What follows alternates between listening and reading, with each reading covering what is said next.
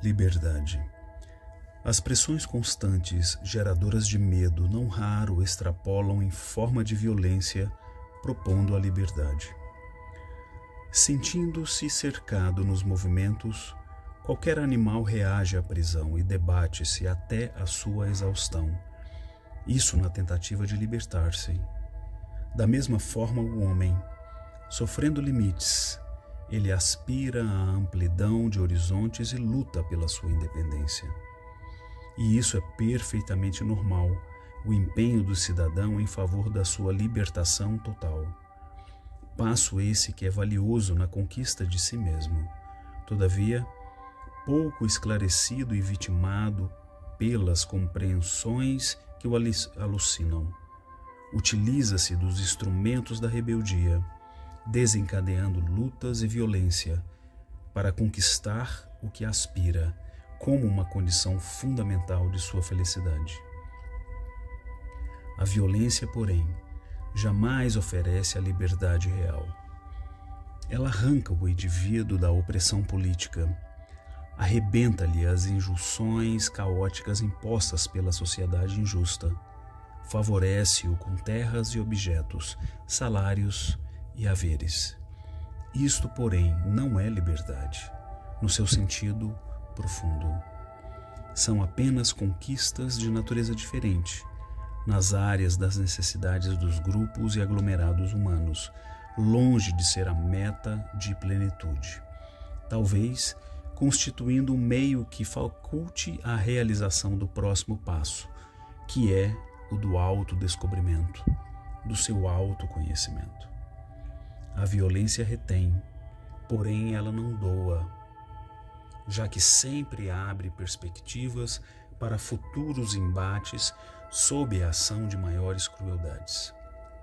As guerras que se sucedem apoiam-se nos tratados de paz mal formulados, quando a violência selou com sujeição o destino da nação ou do povo que foi submetido.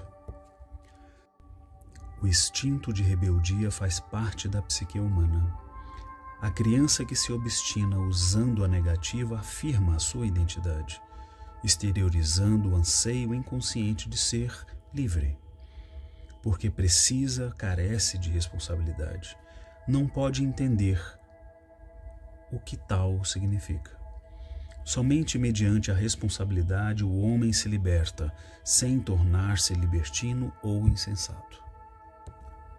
A sociedade que fala em nome das pessoas de sucesso estabelece que a liberdade é o direito de fazer o que cada qual quer, sem dar-se conta de que essa liberação da vontade termina por interditar o direito dos outros, fomentando as lutas individuais dos que se sentem impedidos, espocando nas violências de grupos e de classes, cujos direitos se encontram dilapidados. Se cada indivíduo agir conforme achar melhor, considerando-se liberado, essa atitude trabalha em favor da anarquia, responsável por desmandos sem limites. Em nome da liberdade atuam desonestamente os vendedores das paixões ignóbeis, que espalham um mofo criminoso das mercadorias do prazer e da loucura. A denominada liberação sexual sem a correspondente maturidade emocional e dignidade espiritual rebaixou as fontes genésicas a pântano venenoso, no qual as expressões aberrantes assumem cidadania, inspirando os comportamentos alienados e favorecendo a contaminação das enfermidades degenerativas e destruidoras da existência corporal. Ao mesmo tempo, faculta o aborto delituoso, a promiscuidade moral, reconduzindo o homem a um estágio de primarismo nunca antes vivenciado. A liberdade de expressão aos emocionalmente desajustados tem permitido que a morbidez e o choque se revelem com mais naturalidade do que a cultura e a educação, por enxamearem mais os aventureiros, com as exceções compreensíveis, do que os indivíduos conscientes e responsáveis. A liberdade é um direito que se consolida na razão direta em que o homem se autodescobre e na razão direta em que ele se conscientiza, podendo identificar os próprios valores que deve aplicar de forma edificante, respeitando a natureza e tudo quanto nela existe. A agressão ecológica, em forma de violência cruel contra as forças mantenedoras da vida, demonstra que o homem, em nome da sua liberdade, destrói, mutila, mata e mata-se, por fim, por não saber usá-la conforme seria de desejar. A denominada liberação sexual sem a correspondente maturidade emocional e dignidade espiritual rebaixou as fontes genésicas a pântano venenoso, no qual as expressões aberrantes assumem cidadania, inspirando os comportamentos alienados e favorecendo a contaminação das enfermidades degenerativas e destruidoras da existência corporal. Ao mesmo tempo, faculta o aborto delituoso, a promiscuidade moral, reconduzindo o homem a um estágio de primarismo nunca antes vivenciado. A liberdade de expressão aos emocionalmente desajustados tem permitido que a morbidez e o choque se revelem com mais naturalidade do que a cultura e a educação, por enxamearem mais os aventureiros, com as exceções compreensíveis, do que os indivíduos conscientes e responsáveis.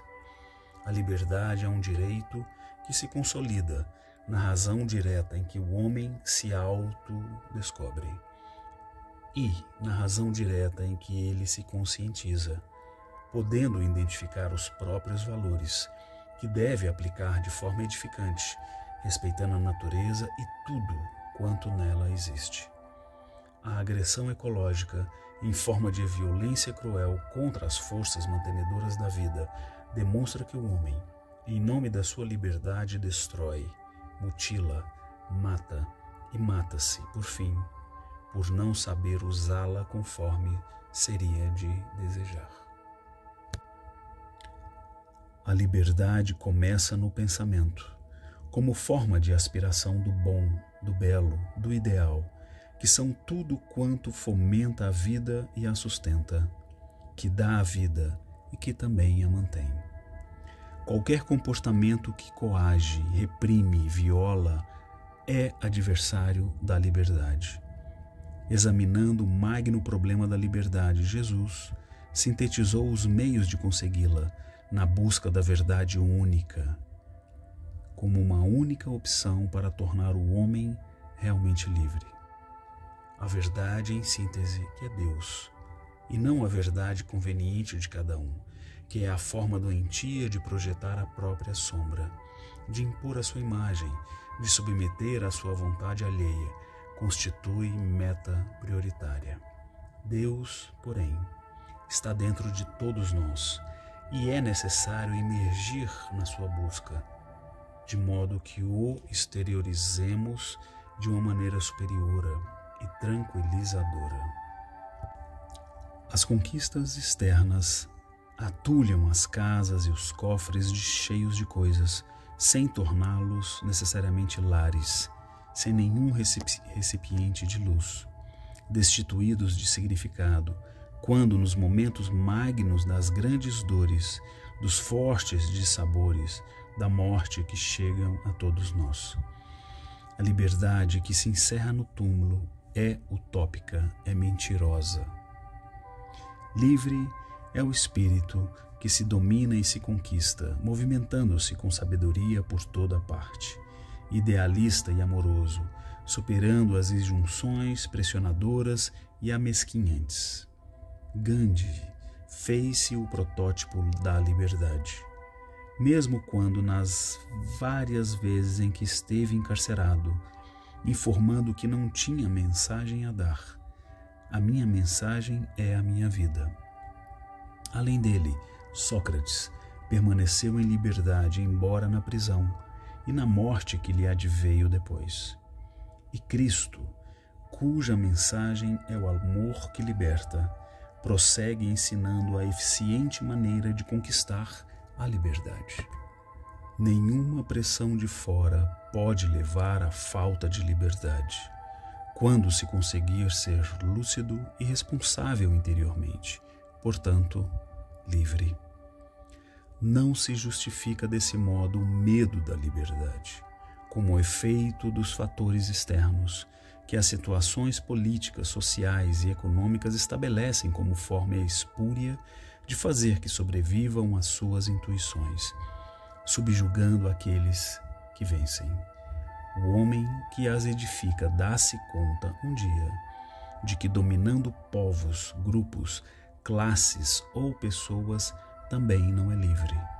É escravo ele próprio, daqueles que submete aos seus caprichos, mas lhe roubam a opção de viver em liberdade. Não existe liberdade quando se mente, quando se engana, se impõe e atraiçoa. A liberdade é uma atitude perante a vida. Assim, portanto, só existe liberdade quando se ama conscientemente.